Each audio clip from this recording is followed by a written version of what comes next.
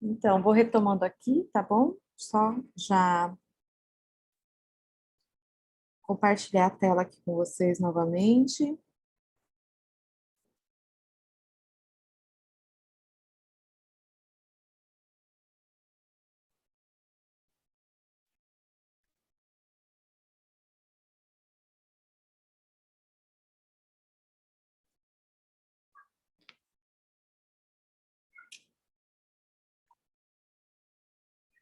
Prontinho.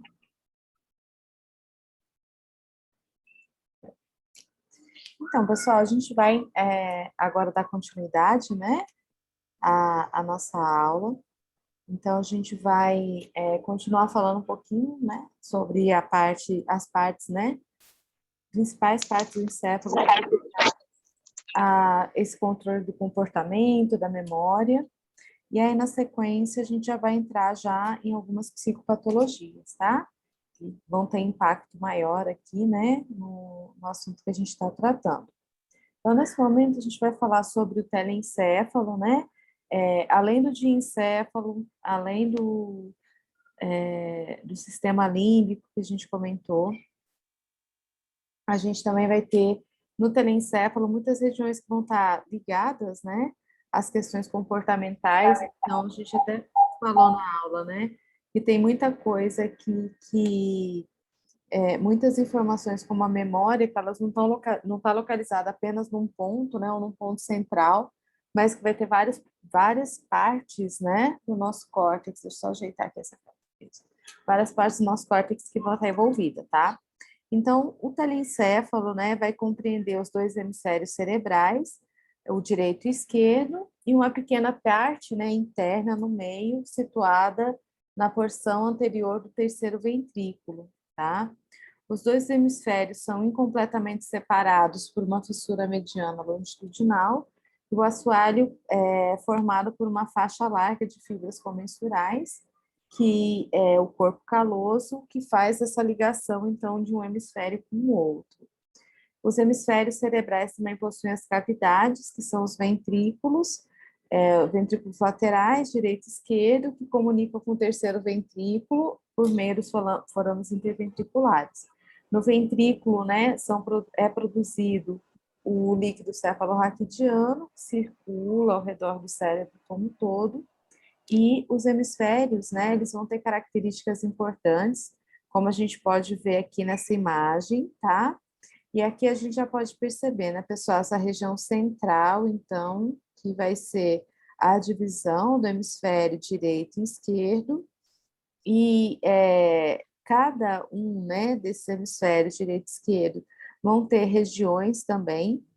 Então, inicialmente, a gente fala que a gente tem três polos: o polo frontal, o polo occipital e o polo temporal, né? Assim, como os pontos, né? Na frente, atrás e na lateral, tá? E aí também a gente vai ter aqui na parte de baixo a face inferior do cérebro, tá? Então, aqui, né, do ladinho tem as características. Aqui na parte de trás, posteriormente, encaixadinho no cérebro, tem o cerebelo, então, que fica nessa região mais posterior. E aqui eu sei que vocês todos já conhecem, né? A gente está só relembrando algumas questões, tá? Também, pessoal, o cérebro ele vai ter uma característica que daí, né, para a nossa aula, vai ser importante, que é a questão da presença dos sulcos e dos giros, né? Então, os sulcos cerebrais são as depressões que a gente vê na superfície do cérebro. Então, se eu olho essa imagem aqui, por exemplo, que está na tela, ó, eu vejo que eu tenho algumas regiões que são mais profundas, né? Essas regiões profundas são chamadas de sulcos cerebrais. Os giros já são essas regiões mais fofinhas, vou dizer assim, essas regiões onde tem mais substância, né, onde tem massa, que na verdade o que tem aqui no sulco, né, gente, o que predomina aqui, desculpa, nos giros, são os neurônios. Então, nos giros a gente tem uma grande concentração de neurônios, de corpos de neurônios. Ai, gente, desculpa. Peraí. Desculpa aí, gente, foi mal.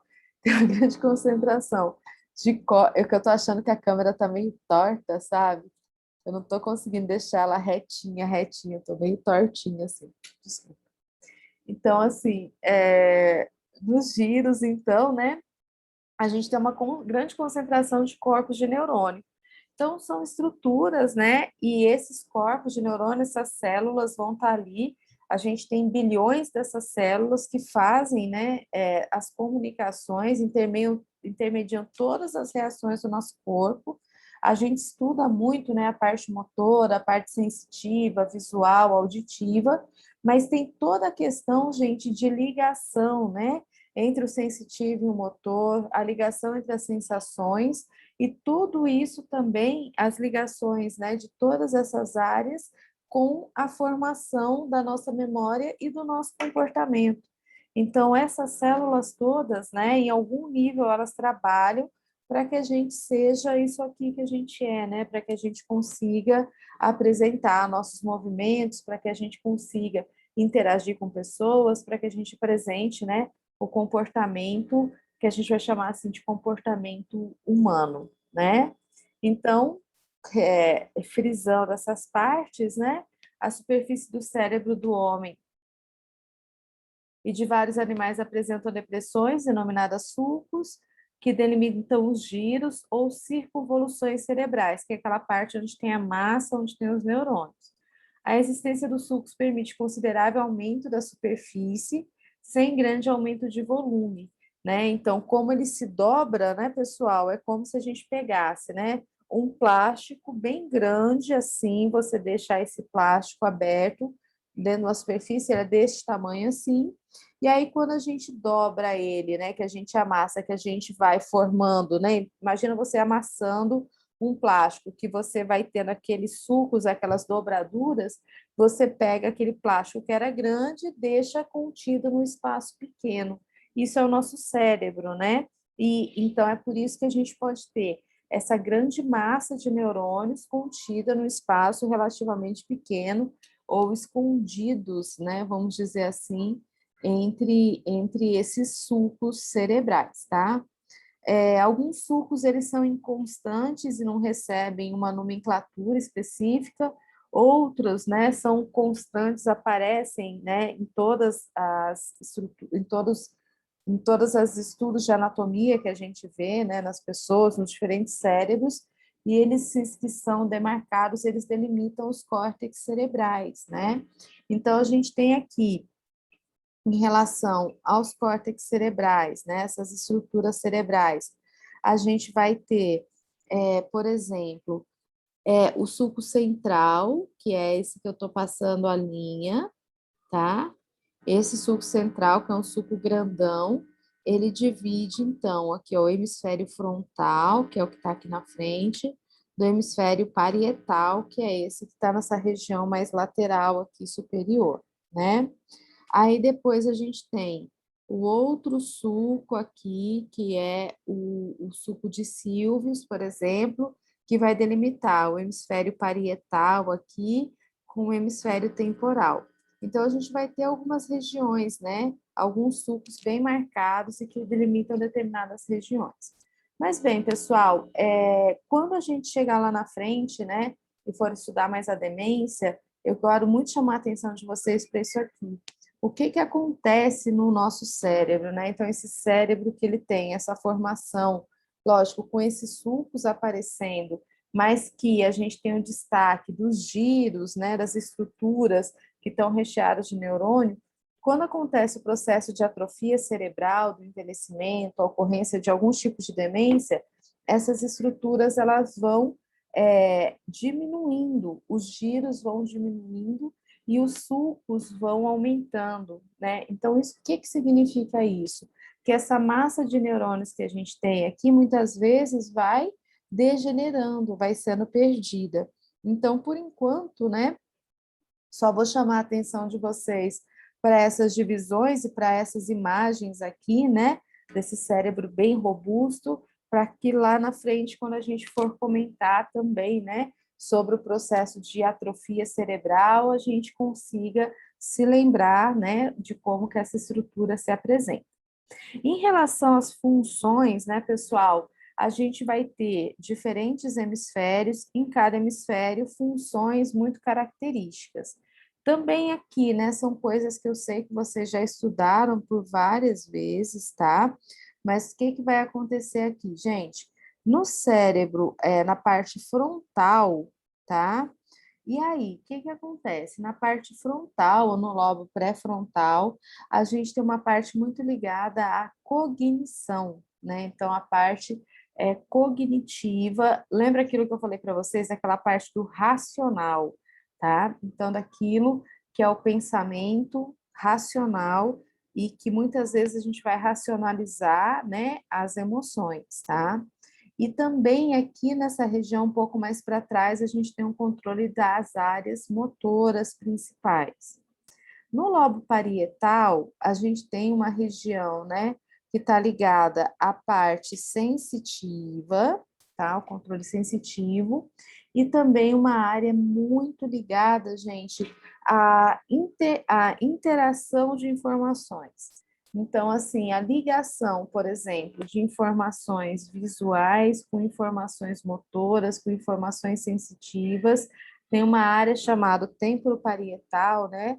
Que fica aqui entre essa região temporal e parietal, que está muito ligada, por exemplo, com percepção espacial, com percepção corporal, com consciência corporal. No lobo temporal, a gente tem sempre destaque das áreas ligadas à audição, né? Então, muitas vezes a gente estuda o lobo temporal ligado à audição e também à gustação e ao olfato, né? Então, como as sensibilidades especiais. E como eu disse para vocês também, muitas regiões de intermediárias, né? Que fazem as conexões dessas informações. No lobo occipital, sempre se destaca a área visual, todo mundo já conhece também, né? Sempre ouve falar. E profundamente no nosso cérebro a gente tem a ínsula, tá? E a ínsula também, gente, ele é um órgão especial que a gente tem e é um órgão que vai fazer muita intermediação de informações. Então, o que que acontece, gente? Na ínsula, a gente tem muito a seguinte situação, ela é como se fosse um intérprete do cérebro, tá? Então, ela acaba funcionando, né? Traduzindo sons, cheiros, sabores em emoções, em sentimentos, como, por exemplo, nojo, desejo, orgulho, arrependimento, culpa, empatia. Então, essa região também, né, que é uma região profunda, está muito ligada a essa ligação de informações. Então, a gente consegue perceber, né, que o córtex ele é bem mais complexo do que muitas vezes a gente acaba estudando ou dando maior importância ou maior atenção quando a gente está lá estudando função motora, função sensitiva, porque a gente vai ter muitas áreas de integração. E para a gente ser, né, o que a gente é e manifestar os comportamentos que a gente manifesta, muitas vezes, pessoal, tudo isso que a gente falou, né? Então, todas as informações auditivas, visuais, olfativas, gustativas, comportamentais, racionais e viscerais, vamos dizer assim, né, dos sentimentos que a gente tem, elas estão juntas, elas acontecem tudo, né, ao mesmo tempo agora, e a gente vai ter essa área, então, chamada ínsula, que é uma área que também, né, cria como que eu vou dizer, uma junção de muita coisa se reflete no que a gente sente, tá? Então, como eu disse para vocês, né? Por exemplo, orgulho. É difícil definir orgulho, não é? Se a gente pensar assim, né, numa definição, sem olhar no dicionário, o que que é orgulho, né? O que que é sentir orgulho? Como é que a gente sente orgulho? O que que é ser orgulhoso, né? Então, sabe assim, essas sensações, esses sentimentos, essas vivências mais complexas que a gente tem são intermediadas nessas áreas que muitas vezes a gente não fala tanto. Uma outra que eu acho, né, extremamente importante citar é a empatia, né? Então, essa questão, né? O que é empatia? Então, empatia é uma coisa que o fisioterapeuta tem muito, né, gente? Nós temos muita empatia, muita empatia. A gente talvez seja a categoria profissional que mais se coloque no lugar do outro. Não sei se vocês já perceberam isso, mas ter empatia é isso, né? A gente se colocar no lugar do outro ali e a gente entender, né, mais ou menos, querer entender o que que aquela pessoa está passando e quanto que isso é complexo, né? Pensa assim, quanto que se a gente tentar, né, racionalizar, o quanto que é complexo a gente tentar colocar isso numa região do cérebro. Então, por isso que a gente tem áreas especiais aí, a gente veio falando, né, do encéfalo, do sistema límbico, agora da ínsula, chamando a atenção para áreas especiais que a gente tem que vão ajudar nessa questão toda, né, dessa ligação do comportamento. E sem a gente deixar de falar também, como eu disse para vocês, das áreas, né, que a gente estuda mais, que a gente fala mais, que além, né, daquela função muitas vezes pura, né, motora, sensitiva, olfativa, visual, elas têm muito pontos de relação. Então, quando a gente pensa, né, em área primária do cérebro, que é aquela área que faz uma coisa, as áreas primárias elas são muito pequenas. A maior parte do nosso cérebro, gente, são áreas de comunicação, né? E é por isso que a gente se torna, né, isso que a gente é, esse ser extremamente complexo, né? Acaba que a gente ganha aí uma complexidade muito grande, né? Nós somos seres extremamente complexos. Eu gosto muito dessa imagem aqui, gente, do que ela traz, porque ela alia um pouco dessa questão dos hemisférios com as situações mais emocionais que a gente tem, tá? Então, só para a gente tentar fazer uma relação, eu queria que vocês acompanhassem aqui comigo. Por exemplo, o lobo frontal, né? O lobo frontal é pense, né? Se a gente tivesse falar uma palavra para ele aqui, é o racional, tá? O que a gente tem de racional, ele está muito localizado aqui na frente. Planeje, né? Planejar seus movimentos, definir suas estratégias, agir. A comunicação, né, começa com uma atitude, o discurso, tá? Essa questão toda, né, de abstrair, de criar, de seja fluente, tanto no pensamento quanto na linguagem, afine o julgamento social e também as respostas afetivas, motivação é tudo, mas cuidado e atenção. Lembre-se sempre, problemas difíceis não são impossíveis de resolver. Tenha vontade. Então, se tem alguma coisa, né, que o nosso lobo frontal falaria para a gente, né, no nosso dia a dia, seria isso aqui, tá? Então, a gente entende, né, que o lobo frontal, ele é um lobo extremamente racional, tá, gente? Lógico, ele funcionando direitinho. Quando a gente tiver disfunções no lobo frontal, a gente vai perdendo justamente o quê? O pensamento, a parte cognitiva.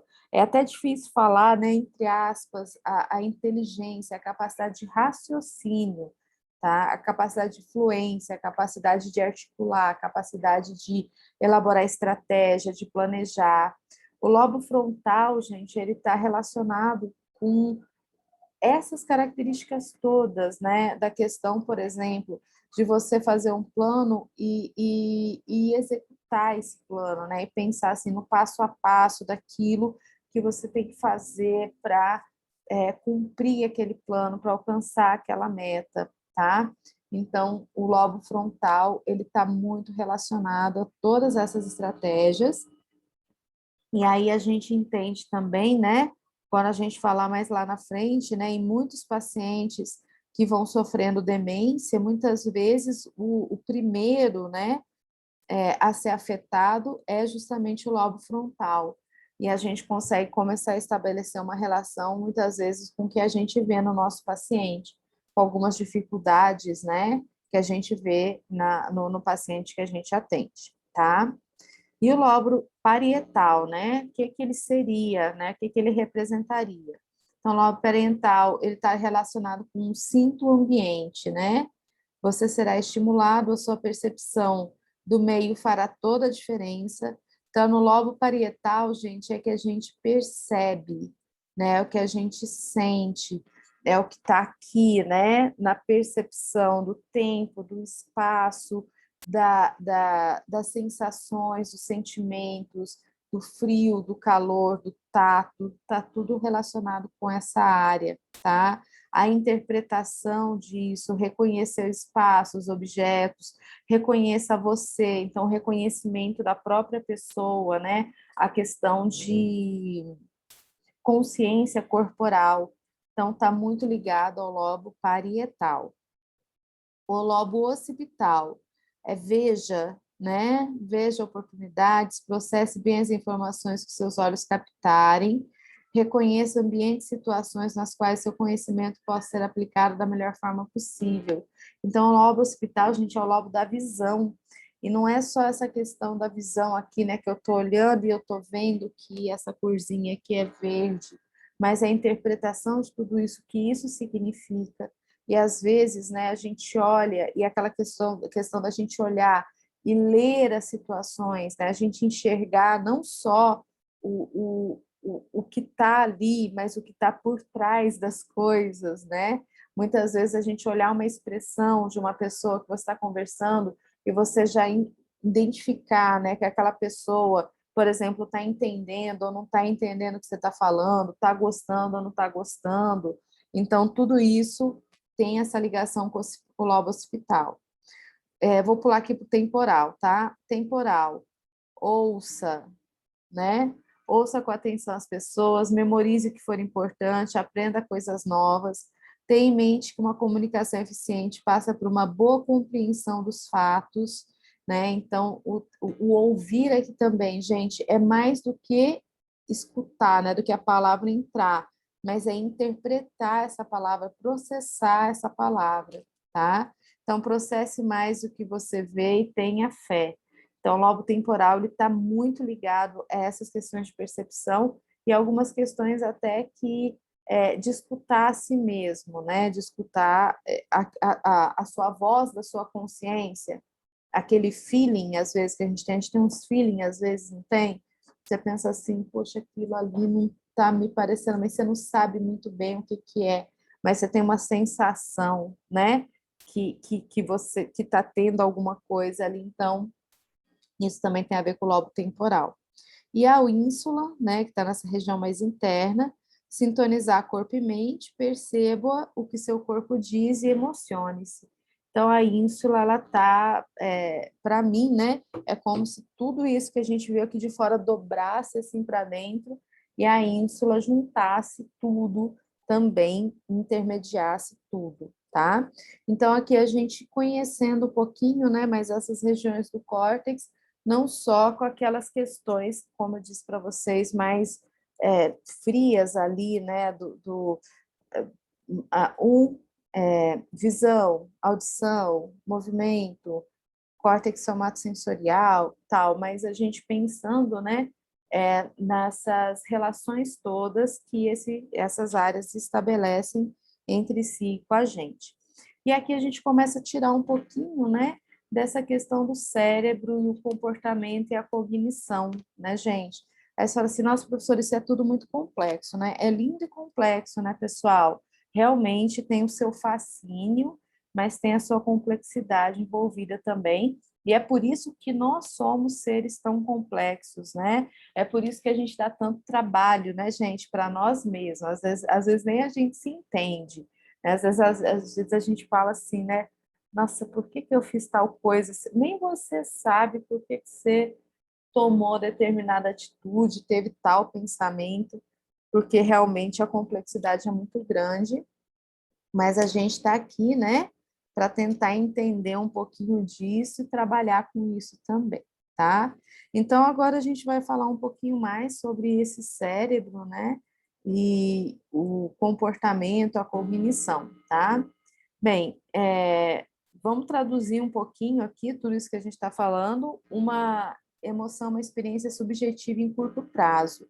Então, quando a gente fala assim, né, que a gente vive uma emoção, é algo que eu sinto, que é diferente do que vocês sentem, então pode ser, né, que nesse momento tenha duas pessoas assistindo essa mesma aula e tendo emoções diferentes em relação a esse processo que a gente está passando, né? Então, uma experiência sua, que vai estar ligada, gente, a coisas que só você sabe, né? Que estão dentro da sua cabeça e que te fazem vivenciar essa experiência dessa forma, tá? Quando a gente fala no humor, pessoal, para a gente conseguir, né, também relacionar, o humor é uma experiência emocional persistente, subjetiva e sustentada. Então, assim, eu posso ter variações de emoções no meu dia. No momento eu estou mais feliz, no momento eu estou mais triste. Mas eu também posso carregar comigo uma característica chamada humor, que já está mais encalacrada em mim, né? Então, aquela coisa, às vezes, a gente olhar assim, ter pessoas que são mais alegres, pessoas que parecem ser mais tristes, pessoas que parecem ser mais abertas, pessoas mais fechadas, pessoas que a gente fala mais bem-humorada e pessoas mais mal-humoradas. Então, essa questão, né, desse comportamento mais persistente é o chamado humor, que também, gente, é subjetivo, depende, né, do que a gente viveu na nossa vida, que nos fez chegar até esse momento e tá até aqui agora, mas também, gente, é uma forma de experiência emocional sustentada, tá? Então, assim, embora tenha, né, características químicas, bioquímicas e até genéticas para essas questões, essa característica de humor, tem, né, aquela questão das experiências que a gente viveu na nossa vida, também, pessoal, se a gente sustenta, né, se a gente reforça, por exemplo, aspectos positivos, a gente pode ter uma característica mais leve, tá? Se a gente sustenta aspectos negativos, a gente pode ter uma característica mais pesada de humor. Isso falando realmente, né? Se você pensar nas questões assim de pessoas mais bem-humoradas, por assim dizer, ou mais mal-humoradas, tá? Mas, gente, claro, existe transtornos de humor? Existem doenças? Existem doenças graves, tá bom? Estou falando assim no geral, né? A gente tem essa capacidade também, né? Pense, analise como você é hoje, e a gente tem essa capacidade de trabalhar com isso e sustentar a forma como a gente está nesse momento ou alterar essa forma que a gente se encontra, tá? Bem, nas pessoas com sistema nervoso intacto, as emoções positivas estão associadas com a atividade do lado esquerdo do córtex pré-frontal, a área cerebral imediatamente posterior, né, à porção anterior da cabeça, então aqui, tá? Então, do lado esquerdo. Nas pessoas que se dizem felizes, o córtex pré-frontal esquerdo, ele é mais ativo do que nas pessoas que relatam um humor mais negativo. Então, aqui vem aquelas questões, né, gente? Pode ter uma influência genética, pode, né? E pode ter também questões sustentadas, né? Que podem ser sustentadas, gente, por fatos reais ou fatos que estão dentro da nossa cabeça, tá? Então, acho que todo mundo, né, consegue compreender isso, que às vezes a gente vive, né, num mundo que tudo parece um pouco mais sombrio, um pouco mais difícil, né? E a gente anda carregando assim os bracinhos para baixo, a cabeça baixa, e isso vai agindo no nosso cérebro também, ativando áreas que são áreas mais ligadas a essa questão do humor mais negativo, tá? Então, para que a gente pense nisso, tá?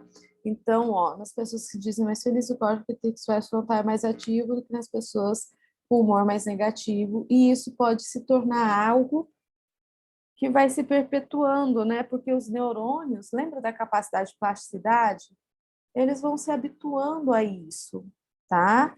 Então, eles vão se habituando a essa questão mais negativa, negativa, negativa, e, por vezes, né, o seu córtex fala assim, ah, então é assim que tem que ser, então assim será. E a gente acaba tendo essa característica mais pesada, tá?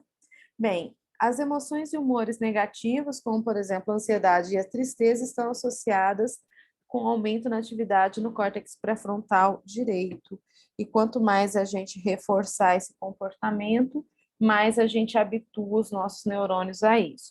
Professora, não é tão simples assim, gente, eu não estou falando que é simples, tá? Só estou falando para vocês fatos científicos, e eu não sou coach, tá bom? Não trabalho com isso, mas quem trabalha com isso, muitas vezes, trabalha muito nessa questão, que vocês já devem ter ouvido falar, da mudança de pensamento. E existe uma base para isso, gente? Existe, tá? Então, existe uma base para a mudança de pensamento acabar refletindo em mudança de comportamento e, às vezes, benefícios para a nossa vida, tá bom?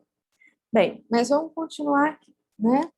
As emoções são mediadas no interior do sistema límbico, pela amígdala, por áreas do hipotálamo, pela área septal, núcleos anteriores do tálamo, córtex da porção anterior do cíngulo e pelo córtex da associação límbico. Nos seres humanos, a estimulação elétrica da amígdala desencadeia experiências emocionais. Juntos, a amígdala, o córtex pré-orbital, o córtex órbito-frontal, o giro anterior do cíngulo, regulam comportamentos emocionais e a motivação. E a amígdala desempenha um papel fundamental no comportamento social, interpretando expressões faciais e os sinais sociais. Então, pessoal, nós temos essas regiões todas, né, que a gente veio falando aqui ao longo da aula, e que a gente vai explorando cada vez um pouco mais e entendendo. E aí, né, é o que eu digo para vocês. Se a gente passa a ter alterações nessa região, não tem jeito. A gente vai apresentar alteração no comportamento? Vai acabar apresentando, tá? Então, aqui só mostrando um pouquinho, né, a questão do comportamento social, nosso comportamento em sociedade, tá? Então, como é que funciona, mais ou menos, né?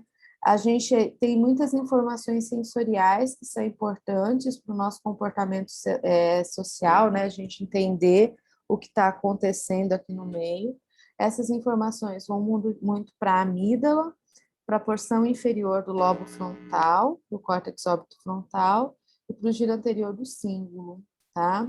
Algumas dessas informações, né? Por exemplo, da amígdala, e do córtex órbito-frontal vão estimular áreas endócrinas e autonômicas, que influenciam o comportamento social. Outras informações também vão para áreas motoras, e tudo isso vai repercutir no nosso comportamento.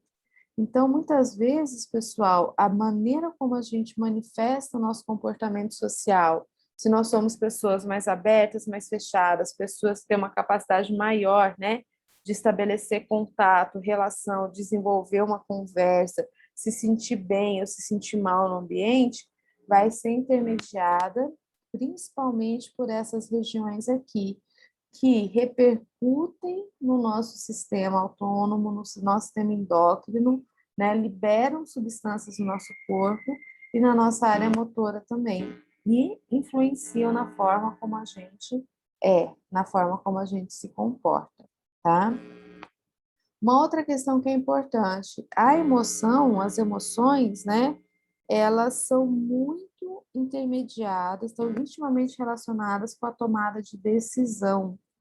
Então, muitas vezes, para a gente tomar uma decisão, a gente pode tomar essa decisão no calor das emoções, né? Todo mundo já deve ter passado por isso, já deve ter feito. O que acontece aqui, gente? Parte do processo de tomada de decisão é imaginar as consequências, e então observar os sinais emocionais resultantes do sistema orgânico, muscular e hormonal, além dos neuromoduladores.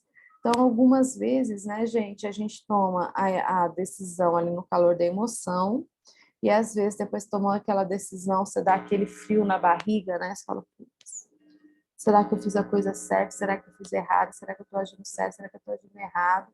Então, muito disso, gente, é por quê? Porque o ideal é que antes de tomar a decisão, a gente não toma a decisão na emoção, né? A gente consiga imaginar as consequências daquela decisão, né? O problema é que tem pessoas que ficam imaginando muitas consequências e não tomam a decisão. Então, tem os dois extremos, né? Daquelas pessoas que tomam a decisão muito abruptamente e não pensam nas consequências, e outras que, por outro lado, às vezes só pensam, né? E aí nunca decidem. Qual que você se encaixa mais? Só, não precisa falar não, tá? Só para a gente refletir um pouquinho. Todo mundo sabe aqui como é que é, né, gente? Bem, esses sinais emocionais são baseados muito em experiências prévias e essas experiências fornecem a chamada intuição, tá? Que estão relacionadas com as ações que estão contempladas.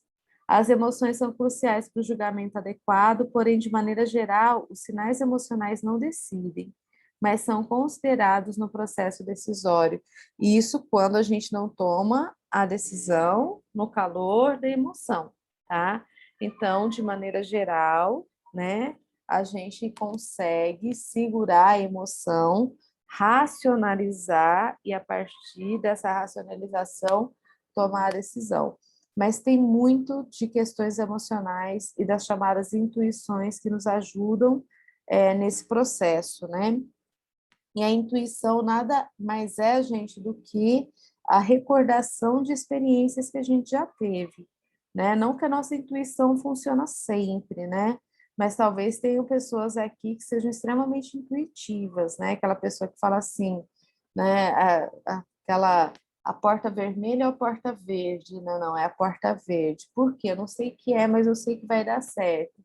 E assim a gente vai. A gente tem algumas coisinhas dentro do nosso cérebro que a gente não sabe muito bem onde está armazenado, mas que nos ajudam em determinados momentos, né? E isso tudo, gente, está ligado a essas regiões que eu disse para vocês, tá? Então, isso tudo vai estar ligado com os sistemas, né, que armazenam essas nossas experiências e que trazem para a gente em algum momento que a gente precise e vai utilizar.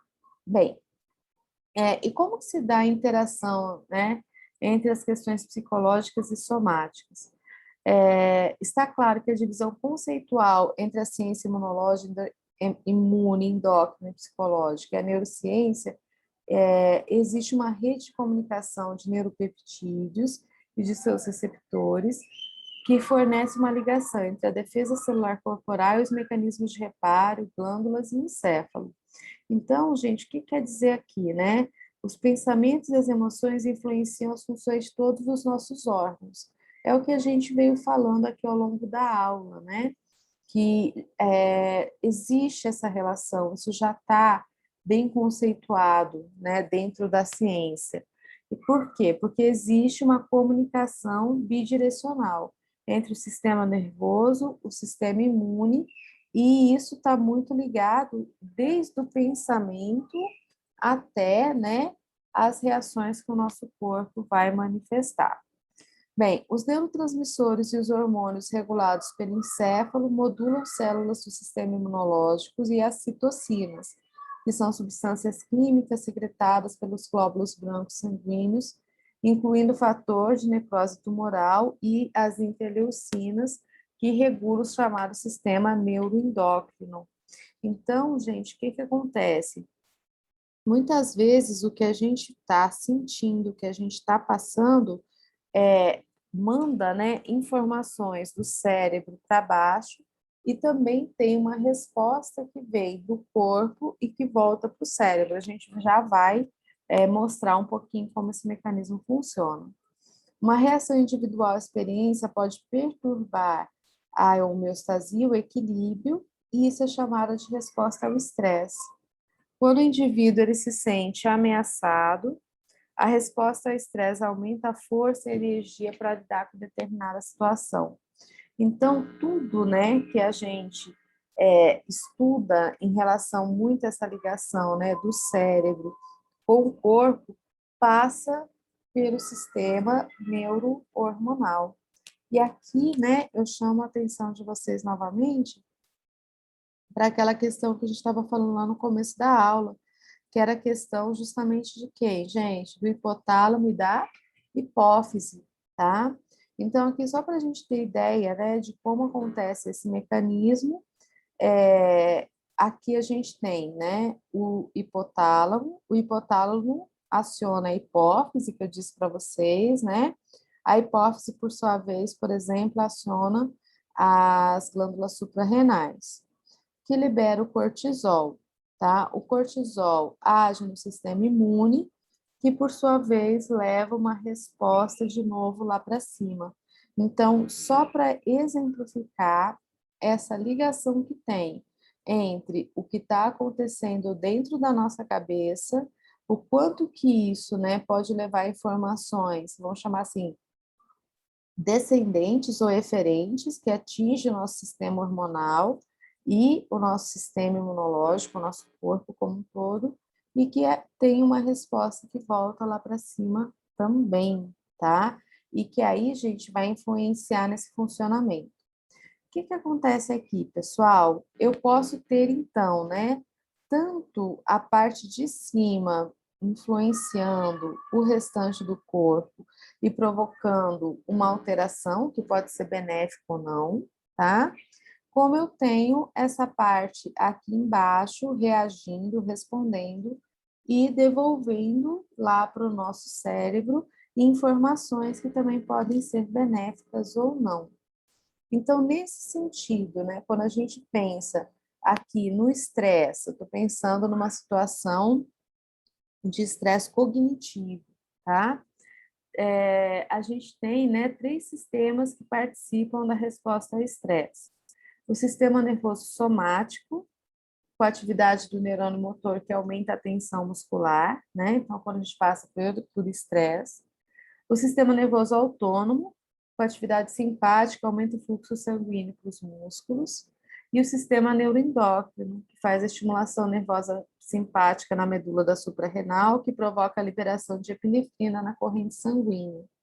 Então, tudo isso, gente, está acontecendo o tempo inteiro no nosso corpo, quando a gente passa por uma situação potencialmente estressora. E o que que acontece, né, na nossa vida e que parece que está acontecendo cada vez mais? Parece que cada vez mais estamos passando o tempo inteiro por situações estressantes, né? Então, isso gera uma dificuldade muito grande, com base também nas experiências que a gente tem, na forma como a gente lida com esse processo, vai gerando, né, cada vez mais uma dificuldade muito grande da gente lidar com essas respostas ao estresse. E às vezes, gente, não sei se vocês já vivenciaram isso, mas às vezes a gente tem um problema que teoricamente é pequeno, né, fácil de resolver, mas que se a gente leva só para a emoção, não para o racional, né, se fica muito na emoção, parece que vira um problema imenso, né, e aquilo te causa um sofrimento extremo, e aquele mexe com o seu corpo como um todo, né? Então, o que que acontece aqui, pessoal? Quanto melhor a gente lidar com o estresse, melhor a gente vai ter, né, essas reações para o nosso corpo. Quanto pior a gente lidar com o estresse, pior vai ser essas reações para o nosso corpo. E que lá na frente vão atingir o quê? Atinge o sistema muscular, atinge o sistema nervoso autônomo, né? Então muda, por exemplo, as questões de fluxo sanguíneo, de pressão arterial, de resistência vascular periférica, e atinge o sistema neuroendócrino como um todo, causando um monte de alteração hormonal. E aqui está citando para a gente também, né? Por exemplo, que o cortisol, ele também atinge o sistema imunológico e pode, então, né, influenciar no nosso sistema imunológico. É por isso, pessoal, que muitas vezes, né, a gente tem doenças que elas são chamadas de doenças psicossomáticas. Por que que são doenças psicossomáticas? Porque muitas vezes elas começaram, né, de uma dificuldade que a gente está tendo de lidar com aquela situação e acabam atingindo o nosso corpo, acabam refletindo no nosso corpo e manifestando doenças realmente orgânicas, manifestando alterações orgânicas no nosso organismo. Então, isso tudo, né, que eu estou trazendo para vocês, tem mais coisa aqui para a gente explorar, é só para a gente reforçar ainda mais, né, e chamar sempre a atenção para a importância que tem dessa relação entre a mente, realmente, né, o pensamento, as áreas ligadas a esses comportamentos e as respostas orgânicas que a gente vai ter. E aí, gente, isso não é apenas coisa da nossa cabeça.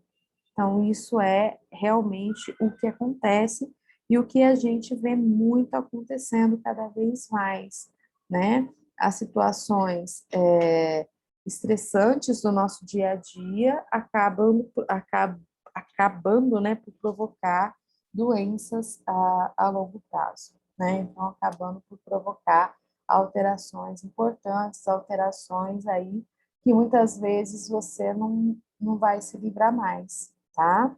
Então, só para continuar um pouquinho aqui, né, sobre esse papel todo dessa ligação, gente, olha que interessante, ó, quantidades excessivas de cortisol estão associadas com doenças relacionadas ao estresse, como colite, distúrbios vasculares e diabetes do adulto. O excesso de cortisol provoca também instabilidade emocional, déficit cognitivo, bem como interfere com a memória e com a atenção em pessoas idosas saudáveis. Quando a resposta ao estresse é prolongada, os níveis elevados de cortisol continuam a inibir resposta imune. Vou continuar aqui, tá? Tá. Não, parou aqui. Ela continua a inibir respostas imunes, inclusive, pessoal, inibindo respostas imunes, ela pode inibir sistemas de proteção do nosso corpo contra a multiplicação celular incorreta. Então, quando a gente tem uma multiplicação celular incorreta, o nosso corpo vai lá, né, nossas células de defesa, identifica isso e combate essa proliferação celular incorreta. E se, a longo prazo, né, eu diminuir o meu sistema de defesa, o que vai acontecer, gente? Essa multiplicação celular aumenta e a multiplicação celular incorreta vira o quê, gente? Vira câncer, tá? Então, é extremamente importante, né, a gente entender que esse processo tem toda uma base científica e que muitas das doenças que a gente manifesta, que os nossos pacientes manifestam, estão ligados a essa resposta ao estresse, né? E a melhor forma que a gente tem de melhorar isso é saber lidar com o estresse. Então, olha só, o estresse psicológico crônico, né? Vamos aqui por cima. Faz ativação hormonal hipofisária das glândulas suprarrenais, liberação do cortisol, aumento dos níveis plasmáticos de triglicerídeos e inibição da produção de linfócitos e citocinas. Também, por outro lado, o estresse psicológico vai ativar terminações nervosas simpáticas nas glândulas suprarrenais, faz a liberação de epinefrina e inibição da produção de linfócitos e citocina. Também estimula terminações nervosas simpáticas no timo, gânglio linfático, baço e medula, que vão agir na liberação de norepinefrina e peptídeos, que faz a supressão das células natural killers e proliferação de linfócitos, aumentando o número de glóbulos brancos sanguíneos. Isso aqui favorece a formação de tumores, tá?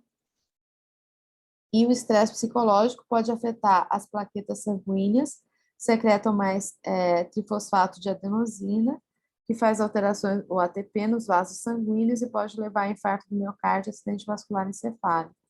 Então, gente, os fatores ligados ao estresse, tá?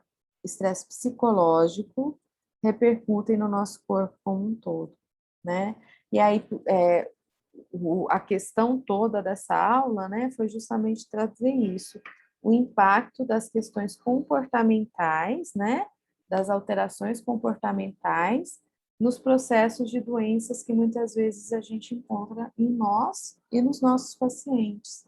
Então, muitas vezes, né, o que o nosso paciente manifesta, o problema que ele tem, a doença que ele tem, está ligada, né, ou esteve ligada, né, no caso do idoso, por muito tempo, a um processo de estresse crônico que foi, então, perpetuando, né, esse adoecimento como um todo.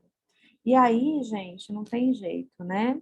Lidar com o estresse é a melhor coisa que a gente pode fazer, tá? Para a gente entender também essa relação com a memória, queria só trazer para vocês, né, que as funções de memória envolvem muitas áreas, estrutura do sistema límbico. Existem 3 tipos de memórias diferentes, né, que estão mais ligadas, que a gente pode separar aqui melhor. A memória, por exemplo, de lembrar de um sentimento de felicidade, lembrar do que aconteceu ontem ou saber andar de bicicleta. Cada tipo de memória depende de diferentes regiões cerebrais, tá? Então, o tipo de memória inclui a emocional, que é do sentimento, a declarativa, que é lembrar o que aconteceu ontem, né? Fatos, eventos, localizações, e a procedimental, que é como fazer, tá? E aqui, só para a gente entender, né? A memória emocional dos sentimentos, ela tá ligada à amígdala, principalmente para o medo, tá? E outras estruturas desconhecidas para outras emoções, mas especialmente a amígdala, ela está ligada ao medo, e depois a gente estuda, né? A amígdala influencia muito, por exemplo, no desenvolvimento de ansiedade, dos distúrbios de medo.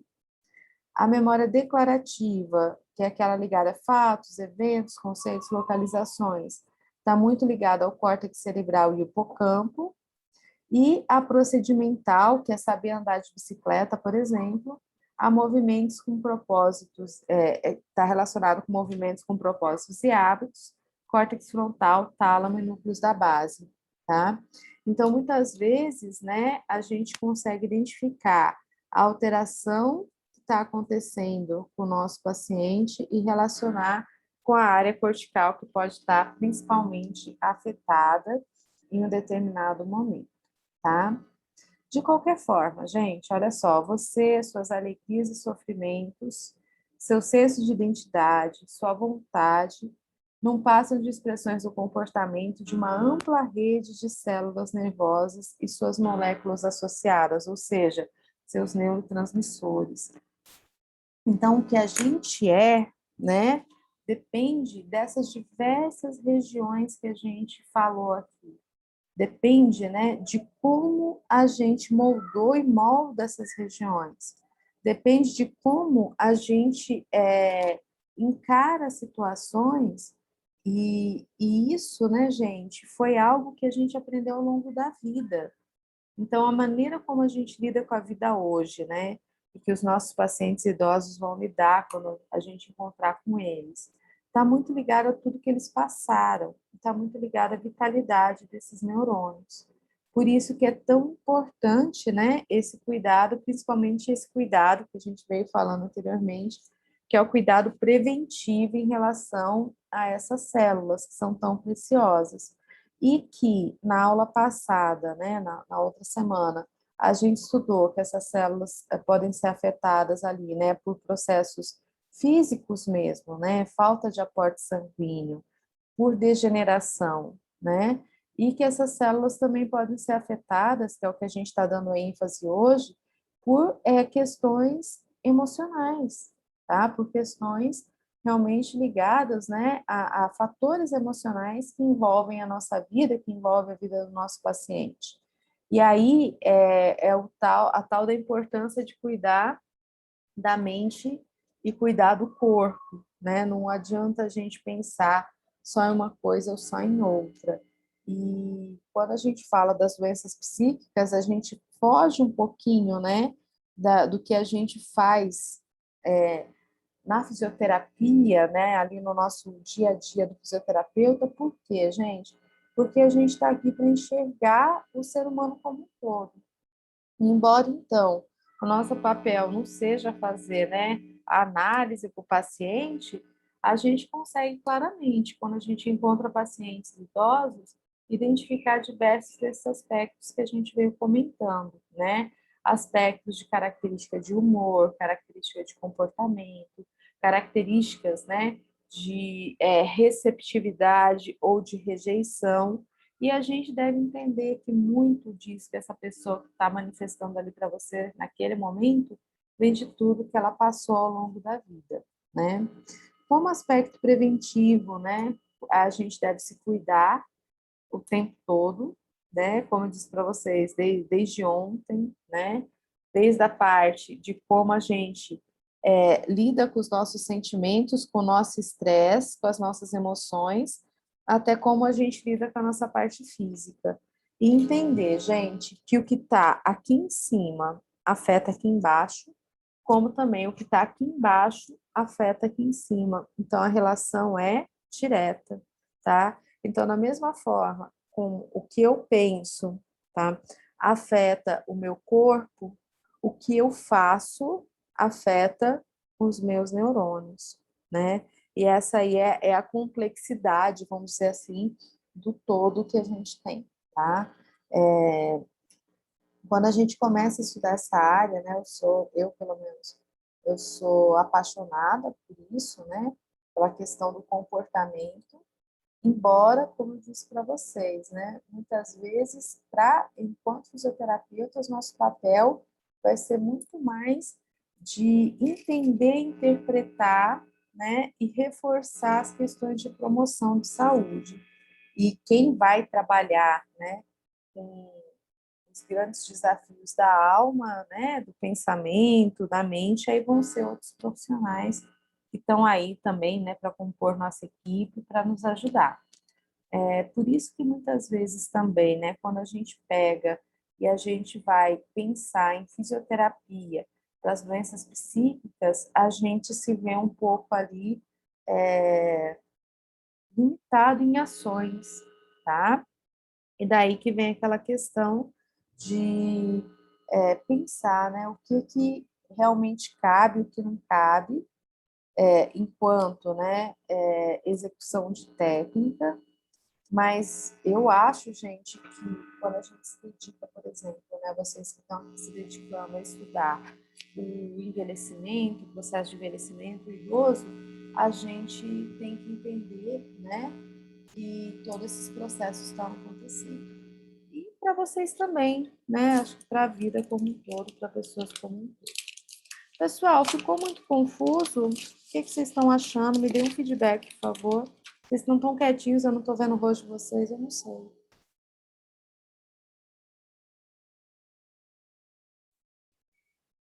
Tá tudo ótimo, professor. É porque essas questões são bem complexas mesmo, né? A dor psicossomática, tudo isso que a senhora falou é bem complexo mesmo. Aí eu vejo mesmo uma limitação da fisioterapia nessa parte mesmo, que a senhora tinha falado mesmo. Enquanto terapêutica, né? A gente tá, acho que a gente vai estar aqui, pelo menos assim, essa visão que eu tenho hoje, né, pessoal? Pode ser que as coisas mudem para frente, que a gente vai estar aqui muito para compreender e para nos motivar também, né, para a gente entender que muitas vezes aquele processo está acontecendo com o paciente, não, a gente não pode desanimar diante das situações, a gente tem que entender, né, que é um ser complexo, muitas vezes eu vejo muita frustração quando a gente vai atender idoso, né, por conta de diversas condições, situações. Às vezes o paciente que não quer ser atendido, né, que não te recebe bem, e muitas vezes esse estudo que a gente faz, ele nos ajuda a enxergar, né, e entender todos esses processos e acolher essa pessoa. Eu acho que a nossa parte aqui é acolher, né? É verdade.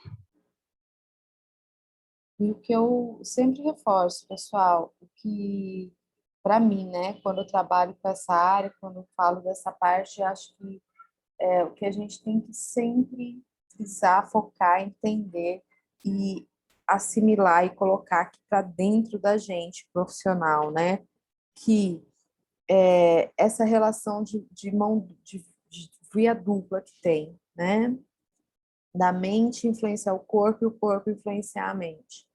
E a partir disso aí, a gente realmente, né, vendo que a ciência traz isso para a gente, que existe base científica para essas doenças, que existem, né, questões ligadas a pensamento e comportamento. A gente respeitar isso, a gente entender, a gente trabalhar, a gente indicar. Às vezes a gente vai atender um paciente, você identifica, né, que determinada situação chama atenção para um transtorno de humor, para um transtorno de ansiedade, e por mais que algumas limitações, né, em relação à técnica profissional a gente tenha, a gente pode encaminhar esse paciente, se identificar e encaminhar. É verdade, é bem que tem a equipe multidisciplinar, né? Pode dar. Tem que ter, gente. Tem que ter. Não tem como, né?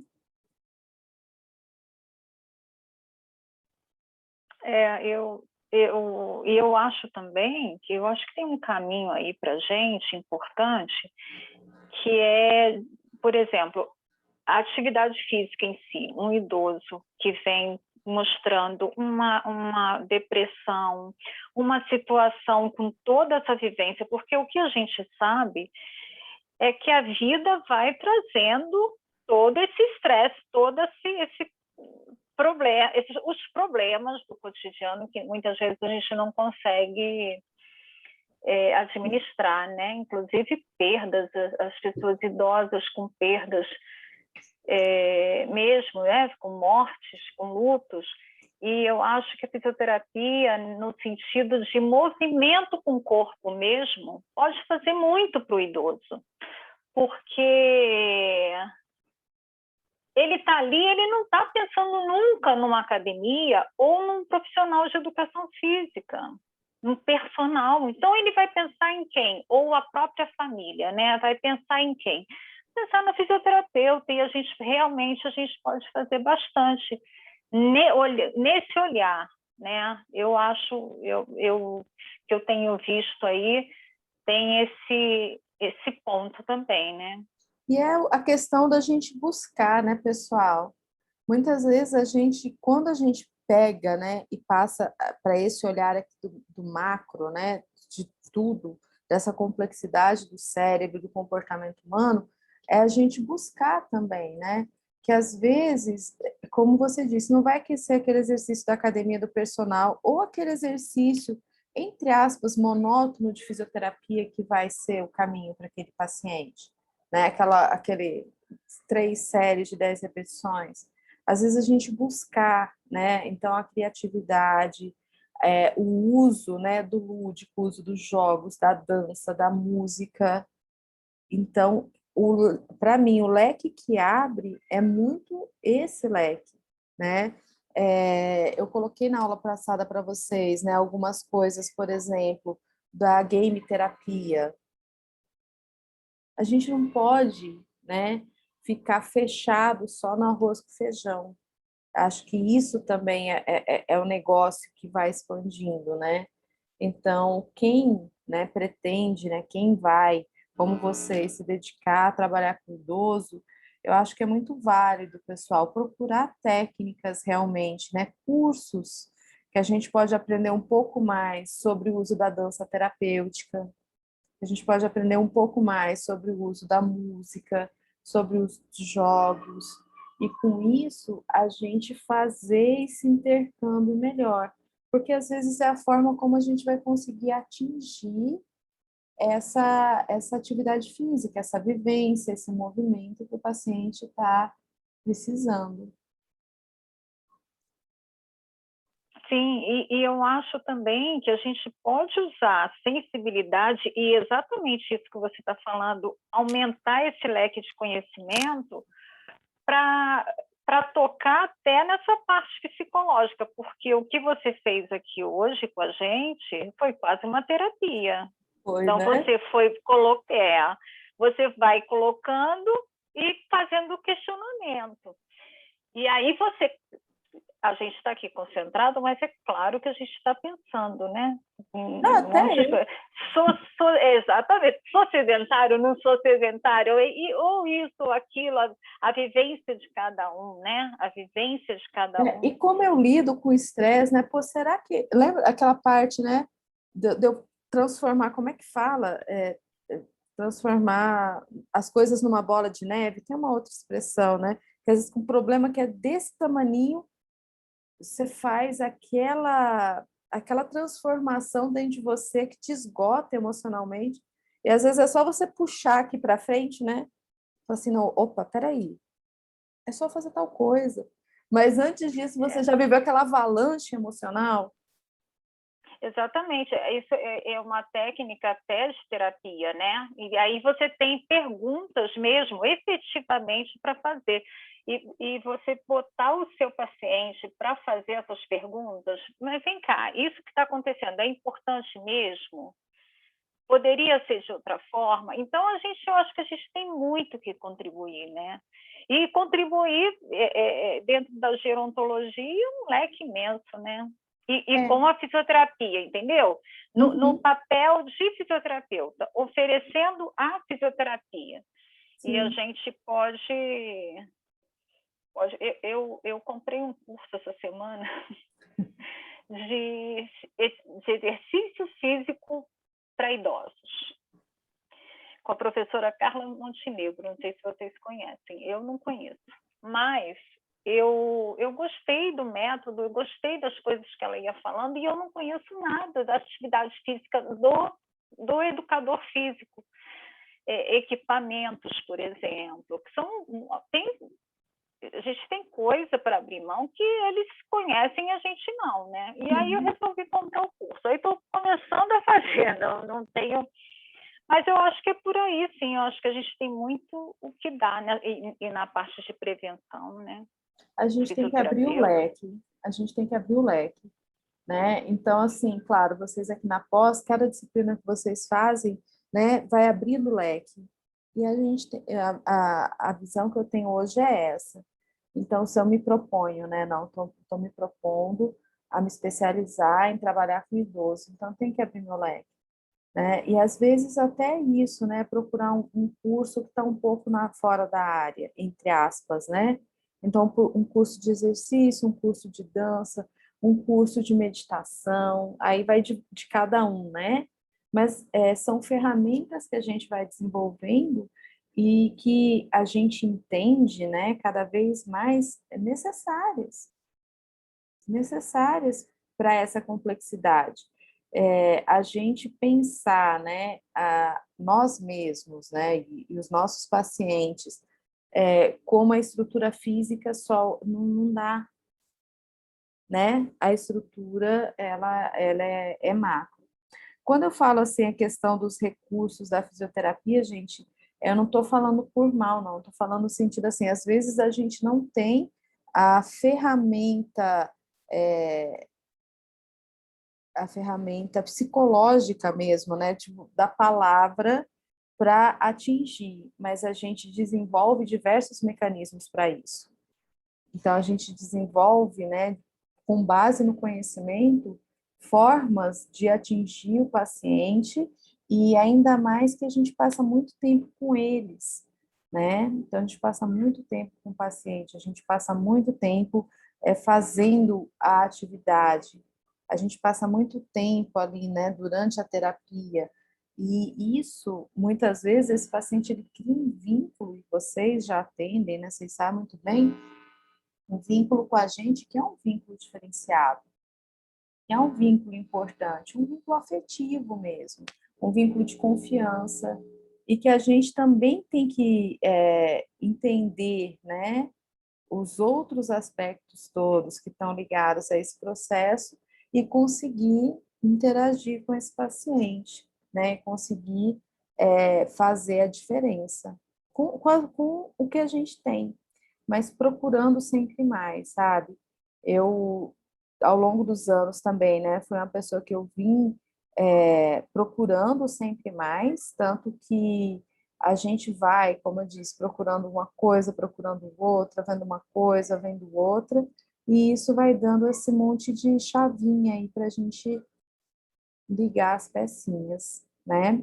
Mas realmente é muito complexo, né, pessoal? Mas o meu objetivo aqui realmente era despertar, né, alguns pensamentos. Pessoal, vamos fazer pelo menos aqui mais uma parte, que agora a gente vai falar de algumas doenças mesmo, né, psicopatologias, e a gente vai começar falando da depressão, tá? Então, a gente conhecer alguns aspectos. Estou falando aqui da depressão em geral, né, para a gente conseguir fazer essa relação, né, com com essas questões comportamentais, cerebrais, corticais. Então, a depressão é uma doença grave, né? É um dos maiores problemas de saúde no mundo, a gente sabe disso. Ela trata-se de uma alteração grave do humor. Então, lembra o que é humor? É aquele comportamento, aquela experiência emocional perpetuada, né? Ela pode acompanhar a pessoa, aparecer em qualquer fase da vida, e geralmente eles se manifestam, né, com sentimentos de tristeza, sobrecarga ou desesperança.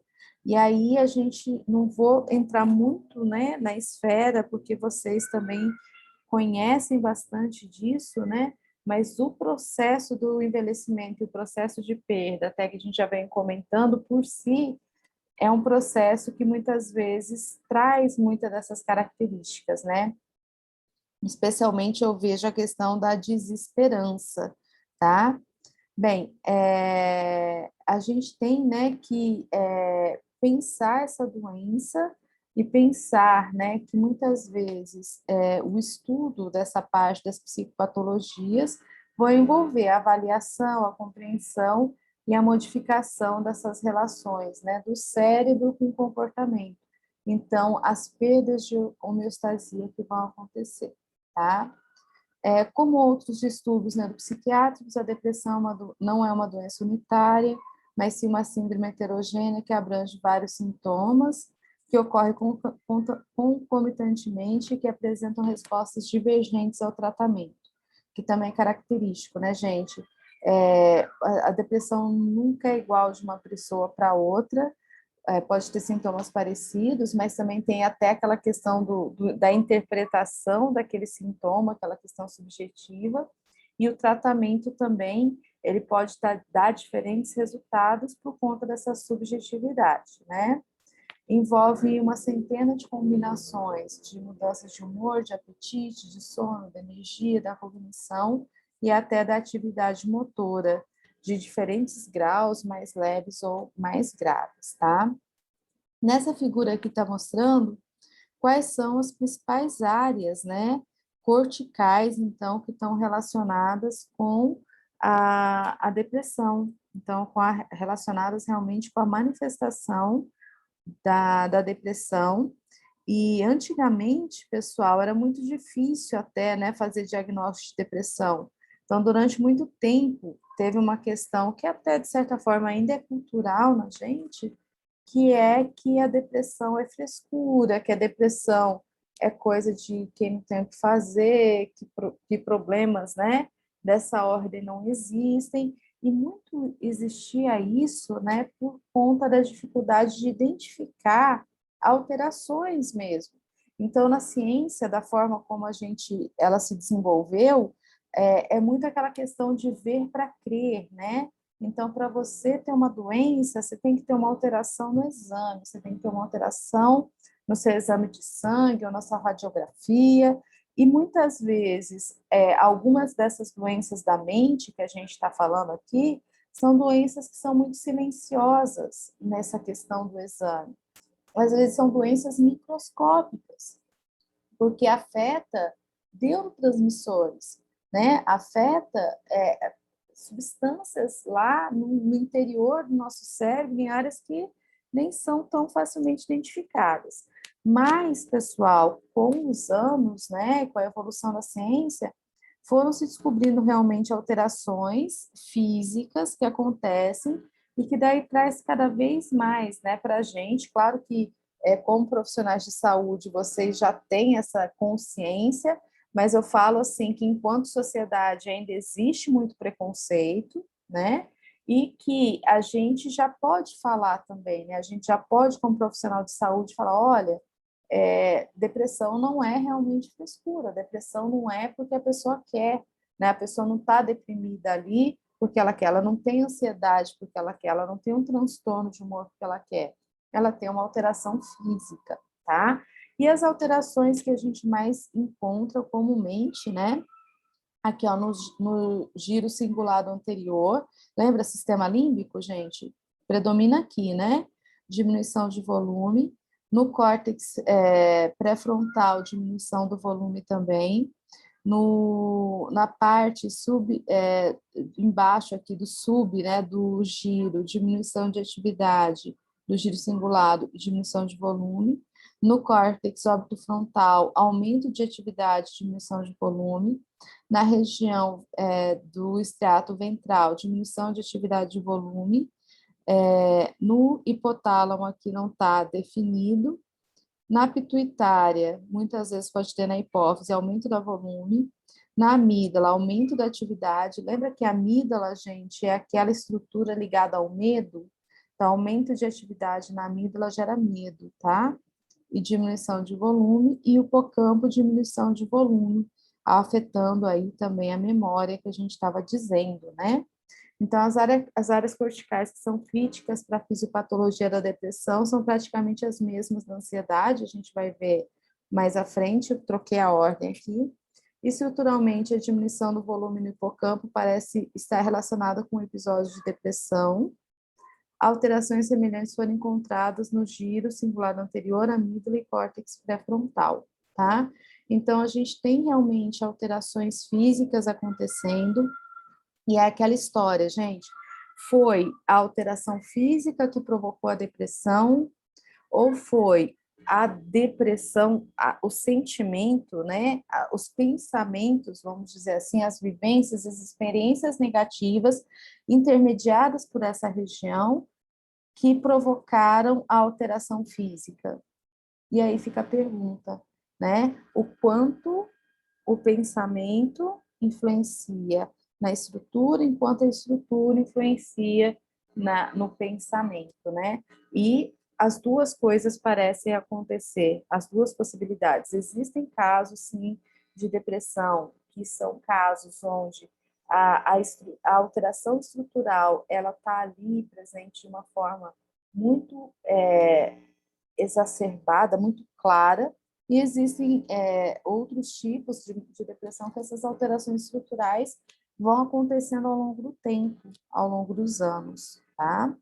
Aqui, né, falando então das outras partes, a depressão está relacionada muito à falha de comunicação entre os neurônios, em algumas partes do cérebro, né, do encéfalo, e diferentes áreas são afetadas. Então, o sistema límbico como um todo, responsável pela regulação da emoção, motivação, desenvolvimento de relações afetivas e contatos sociais, que a gente vê que são muitas variáveis que a gente vê abalada, né, com os quadros depressivos. O hipotálamo, responsável pela sensação de fome, desejo sexual, raiva, sono. Nos indivíduos com depressão, é responsável por alterações no sono, no apetite. No córtex pré-frontal, relacionado com as atividades mais sofisticadas do ser humano, os sintomas de depressão se relacionam com comprometimento dessas áreas, com dificuldades cognitivas de planejamento, execução de atividades rotineiras, de sequências, e assim a gente vê, né, que as alterações bioquímicas nessa região de neurotransmissores vão perpetuando esse caso. E é por isso, gente, que muitas vezes, para essas alterações aqui, o tratamento medicamentoso vai ser um tratamento importante, né? Muitas vezes não tem como a gente falar, né, que não é necessário. O tratamento medicamentoso vai fazer a diferença, tá? Por isso que a gente fala que existe uma bioquímica na depressão, né? Vários neurotransmissores, como a serotonina, noradrenalina, dopamina, GABA, acetilcolina, e neuropeptídeos, como a somatostatina, vasopressina, colicisteína e os opioides endógenos, continuam se relacionando atualmente de uma forma direta ou indireta com a patologia dos transtornos afetivos. Então, muitos neurotransmissores podem estar envolvidos, tá, gente? É difícil, na verdade, a gente ter uma doença dessas psíquicas, né, relacionadas a apenas um neurotransmissor, tá?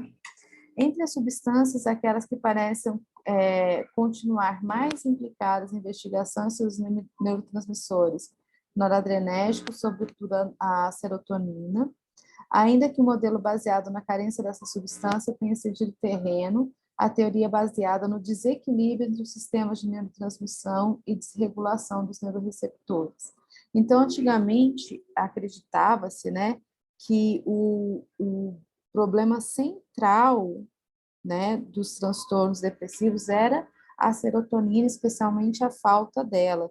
Tanto que a principal medicação que foi usada há muitos anos para tratar a depressão, gente, foram as medicações que inibiam a recaptação de serotonina, que é a fluoxetina, é o Prozac, né, o nome comercial, que foi o remédio assim mais utilizado, talvez ainda seja, tá, nos tratamentos da depressão. Mas o que a gente enxerga hoje? Que não é apenas, né, a serotonina que vai ter um impacto. E, na verdade, muitas vezes esse impacto ele vai estar muito ligado a como os neurotransmissores funcionam. Porque no nosso cérebro, os neurotransmissores funcionam assim. Quando o neurotransmissor diminui, outro aumenta. Quando o outro aumenta, o outro pode aumentar, um terceiro pode aumentar também. Então, vai gerando uma reação em cascata. Quando a gente falou do Parkinson, por exemplo, a gente falou daquela questão, né? Por exemplo, no Parkinson, a gente tem diminuição da dopamina e aumento da acetilcolina. E isso acontece, gente, em várias doenças, né? Já está relatado. Algumas não se sabe muito bem, mas outras a gente já vê bem relatado que esse desequilíbrio entre neurotransmissores impactam muito, né, nas manifestações que o paciente apresenta, tá? Bem, então a gente tem também hipóteses que dizem respeito não necessariamente aos neurotransmissores, mas aos neuroreceptores. Eu sempre falo, né, gente, para que a transmissão sináptica aconteça direitinho, uma célula tem que mandar a mensagem e a outra tem que escutar, né? Então, uma célula manda o neurotransmissor e a outra recebe, né, o neurotransmissor. Então, você pode ter problemas ligados à recepção, tá? Então, algumas hipóteses sugerem fortemente que a depressão poderia estar relacionada mais à desregulação da sensibilidade do neuroreceptor do que com a deficiência do neurotransmissor, e que a demora dos efeitos terapêuticos do tratamento antidepressivo estaria relacionado com essa alteração na sensibilidade. Por quê, gente? Algumas vezes, para que a gente tenha, né, para que alguns medicamentos tenham, né, efeitos sobre a depressão, eles vão demorar semanas para que o efeito possa começar. Então, a fluoxetina é um deles. Começa a ter efeito, né? A fluoxetina começa a ter efeito mais ou menos com 4 semanas de tratamento. É muita coisa, né? Você tem que ficar 4 semanas tomando o remédio direitinho para começar a melhorar os sintomas de depressão, tá? Então, quando pensa nisso, né? Pensa assim, poxa, mas a pessoa já está tomando remédio, imediatamente já aumenta o neurotransmissor. Então, por que a pessoa não melhora? Porque talvez o problema seja no neuroreceptor, tá? Então, isso tudo, né, é trabalhado, investigado, justamente para chegar a essas conclusões. E o outro problema que a gente tem aqui, muitas vezes, da medicação, é a questão da adaptação ao remédio, né? Só para comentar com vocês. Então, costuma acontecer isso também, né? Quando a pessoa começa a tomar o medicamento, ele passa a fazer efeito, ele tem um período que ele faz efeito, e daí aqueles efeitos diminuem. Por quê? Os neurônios se adaptam àquela quantidade aumentada de neurotransmissor ali, tá? Passam pelo processo de plasticidade neural, que a gente estudou, formam mais receptores do que tinha antes, e daí o que acontece? Gente, você tem que aumentar a dose da medicação para a medicação continuar agindo, né? Então, essa é uma outra questão envolvida nesse tratamento farmacológico desses problemas. Mas só para a gente ter uma ideia, né, da relação dos neurotransmissores com as atividades neuroemocionais. A serotonina, ela está muito relacionada com obsessões, compulsões e alterações de memória, né, quando ela estiver desregulada. A noradrenalina, com a concentração, o estado de alerta e a energia. E a dopamina, com prazer, recompensa e motivação. Quando a gente aqui, ó, mistura, né, os efeitos da dopamina com a noradrenalina no nosso cérebro, normalmente, a gente tem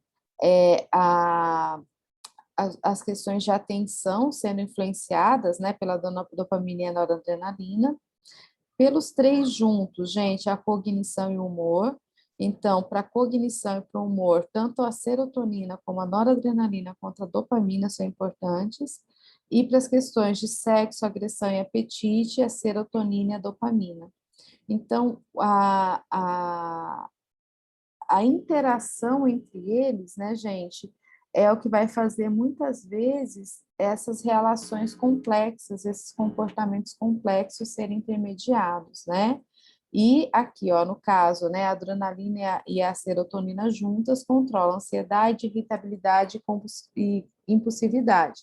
Tanto, então, excesso ou falta vai alterar esses processos. Por isso que o tratamento nem sempre é simples.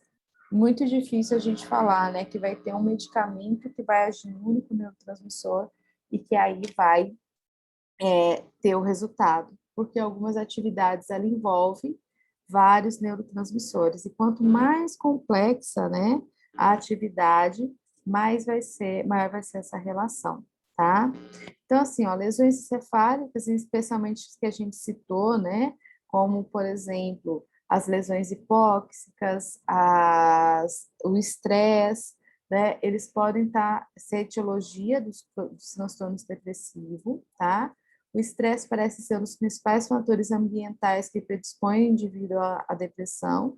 Em cerca de 60% dos casos, os episódios depressivos são precedidos pela ocorrência de fatores estressantes, principalmente de origem psicossocial. Além disso, a conhecida influência de fatores genéticos no desenvolvimento da depressão pode ser decorrente do aumento da sensibilidade a eventos estressantes, né? Então, às vezes, a gente tem como característica pessoal essa hipersensibilidade a esses fatores, né, pessoal? E aí a gente volta a falar, né, do estresse e da importância da gente dominar esse estresse, tá? Bem, então, a exposição a fatores estressantes tem um papel importante no desenvolvimento da depressão. O estresse causa alterações no hipocampo, que inclui remodelação dendrítica, inibição de neurogênese. Drogas antidepressivas impedem esses efeitos, possivelmente por aumentarem a expressão de fatores neurotróficos. Então, a facilitação da neurotransmissão serotoninérgica, né, da serotonina no hipocampo, atenua consequências comportamentais do estresse e produz efeitos antidepressivos em modelos animais.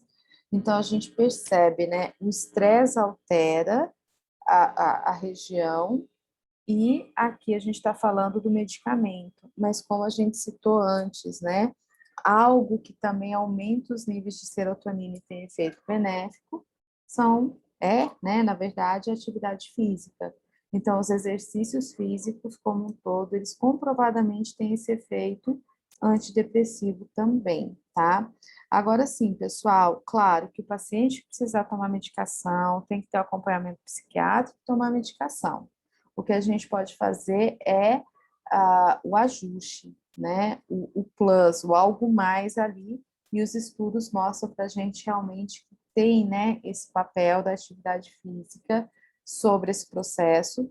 Além disso, o que a gente vem discutindo aqui na aula, né, que a forma de terapia, a forma de abordagem, a forma como a gente vai trazer um novo significado, uma nova motivação para o paciente, uma nova interação social, isso tudo pode influenciar também nesses mecanismos. Então, é muito quebrar, né, aquele ciclo que está acontecendo de adoecimento, de perdas, de faltas, tanto perdas, né, de pessoas, de movimentos, mas perdas de neurotransmissores, perdas, né, de convivências.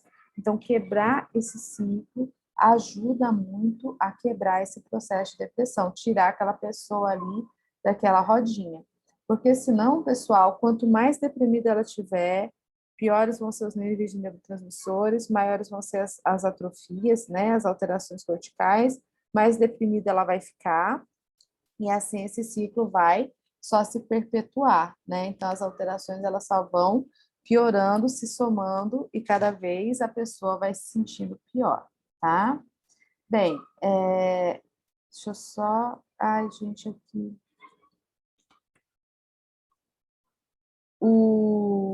O antagonismo do principal neurotransmissor excitatório no hipocampo, o glutamato, produz efeitos semelhantes, então, tá? Que vai ser... Eu acho que aqui saiu, gente, peraí. Eu não sei porque essa numeração tá aqui, eu acho que ele saiu da forma como eu queria. Mas eu vou continuar aqui, tá? Então, vamos lá. O estresse, ele causa as alterações neuroplásticas, né? A neurotransmissão, aumento da serotonina tem efeito antidepressivo. O antagonismo do principal transmissor excitatório no hipocampo, o glutamato, também melhora os sintomas depressivos. Então, o glutamato, né, é o neurotransmissor que a gente tem que apresenta é o maior neurotransmissor excitatório do nosso cérebro, ele também tem efeito positivo. O hipocampo parece estar hiperativo em animais mais sensíveis e modelos de depressão e em humanos resistentes a antidepressivos. Então, quando a pessoa, né, ela é resistente ao tratamento, o hipocampo dela não funciona da maneira como deveria funcionar. O hipocampo, em conjunto com o complexo amidaloide, parece ter papel fundamental na consolidação e evocação de memórias aversivas. Não obstante essa evidência, o desafio futuro será o de tentar integrar os resultados dos diferentes campos, farmacológico, molecular, eletrofisiológico e clínico, em uma teoria unificadora sobre o papel do hipocampo na regulação do humor e no transtorno, dos efeitos do tratamento. Aqui, pessoal, acho que faltou um slide, depois eu coloco para vocês, que ficou um pouquinho confuso, mas só quero chamar a atenção para uma coisa aqui. O hipocampo funcionando mal, tá? Hiperativo. Em conjunto com o complexo amidaloide, lembra a amígdala, que é aquela estrutura ligada ao medo? Parece ter um papel fundamental na consolidação e evocação de memórias aversivas, então de memórias ruins, tá? Eu só peço desculpas que aqui não ficou muito claro, acho que faltou aqui alguns pontos. Mas é o que eu estava falando para vocês, né? A gente tem uma alteração no hipocampo, né? Essa alteração no hipocampo, ela pode estar associada a uma alteração na amígdala, tá? E o que acontece, gente? Essas duas estruturas aqui funcionando erradas, elas aumentam muito, tá? Na nossa cabeça, os pensamentos ruins. Então, traduzindo aqui, né? O que a gente tem no texto é isso. Então, eles têm, né, um papel muito de piorar essas memórias aversivas. E aí, piorando os pensamentos ruins, pioram os sintomas de estresse e de depressão, tá? Mas depois eu deixo isso aqui organizadinho para vocês, que ficou meio confuso esse texto. De qualquer forma, gente, melhorar a serotonina, melhorar o glutamato ajuda, né? Estruturas de hipocampo hipersensíveis e sistema amidaloide mais ativado e hiperativado pioram os sintomas, aumentam os pensamentos ruins e, consequentemente, os sintomas depressivos. Mais ou menos era isso, gente, que eu queria passar hoje para vocês, tá? Esse finalzinho aqui ficou um pouquinho confuso, amanhã eu retomo daqui para a gente conseguir tirar possíveis dúvidas que vocês tenham. Tudo bem, pessoal?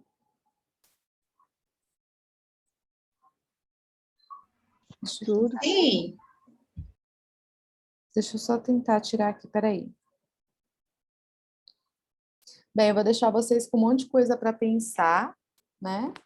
Em relação a esses processos todos que a gente falou hoje. E amanhã a gente retoma, então, desse ponto aqui. E a gente passa, então, a falar um pouquinho também da ansiedade e da demência. E depois os tratamentos que a gente vai poder fazer para esses pacientes. Ai, peraí, deixa eu só tirar. Só um minutinho, gente. Oh, meu Deus. Pronto, agora foi. Pessoal, mais alguma coisa que vocês queiram perguntar?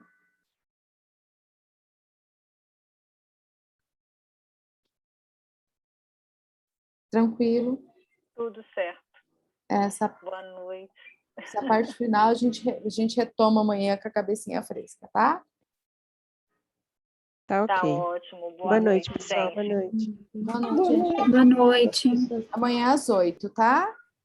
Tá, boa noite. Boa noite. Tchau. Não.